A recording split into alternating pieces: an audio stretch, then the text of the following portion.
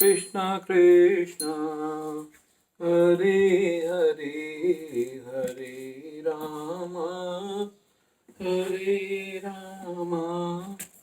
राम राम हरे हरे गोविंद हरि गोविंद। आज हम छठे अध्याय के श्लोक 24 का अर्थ कंटिन्यू करेंगे। मनुष्य पूर्ण हार्दिक उत्साह, धैर्य तथा संकल्प के साथ भक्ति योग का पूर्ण रूपेण पालन भक्त के साथ रहकर निर्धारित कर्मों के करने तथा सत्य कार्यों में पूर्णतया लगे रहने से कर सकता है। उपदेशामृत 3। जहां तक संकल्प की बात है, मनुष्य को चाहिए कि उस गौरैया का आदर्श ग्रहण करे जिसके सारे अंडे समुद्र के लहरों में मग्न हो गए थे। कहते हैं कि एक गौरैया ने समुद्र तट पर अंडे दिए, किंतु विशाल समुद्र उन्हें अपनी लहरों में समेट ले गया। इस पर गौरैया अत्यंत क्षुब्ध हुई और उसने समुद्र में अंडे लौटा देने के लिए कहा, किंतु समुद्र ने उसकी प्रार्थना पर कोई ध्यान नहीं दिया। अतः उसने समुद्र को सुखा डालने की ठान ली। वह अपने नन्ही सी चोंच से समुद्र का पानी निकालने लगी। सभी उसके इस असंभव संकल्प का उपहास करने लगे। उसके इस कार्य को सर्वत्र चर्चा चलने लगी। तो अंत में भगवान विष्णु के विराट वाहन पक्षीराज गरुड़ ने वे बात सुनी। उन्हें अपनी इस नन्ही पक्षी बहन पर दया आई और वे गौरैया से मिलने आए। गरुड़ उस नन्ही गौरैया के निश्चय से बहुत प्रसन्न हुए और उन्होंने उसकी सहायता करने का वचन दिया।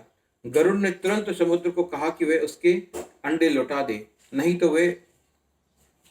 तो उसे स्वयं आगे आना पड़ेगा। इससे समुद्र भयभीत हुआ और उसने अंडे लौटा दिए। वह गौरैया गरुड़ की कृपा से सुखी हो गई। इसी प्रकार योग, विशेषतया कृष्ण भावामृत में भक्ति योग अत्यंत दुष्कर प्रतीत हो सकता है, किंतु जो कोई संकल्प के साथ नियमों का पालन करता है, भगवान निश्चित रूप से उसकी सहायता करते हैं, क्योंकि जो अपनी सहायता आप करते हैं वह भगवान उनकी सहायता करते हैं। शनै शनै रूप में बुद्धिया घृति घृतया आत्मसंयथ मनः कृत्वा न कंचित दपि चिंतयेत्। शनै धीरे धीरे, शनै एक एक करके क्रम से ऊपर मेत निवृत्त रहे।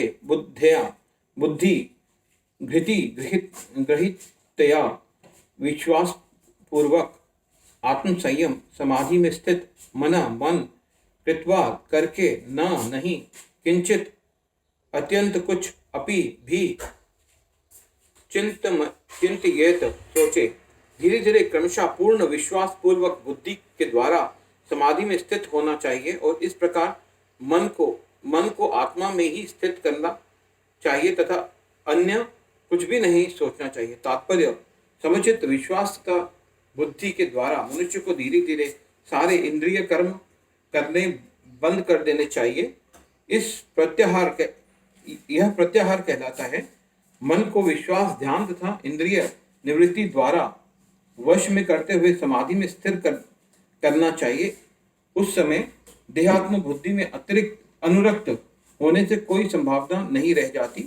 दूसरे शब्दों में, जब तक इस शरीर के अस्तित्व है तब तक मनुष्य को पदार्थ में लगा रहता है, किंतु उसे इंद्रिय तृप्ति के विषय में नहीं सोचना चाहिए। हरे कृष्णा हरे कृष्णा।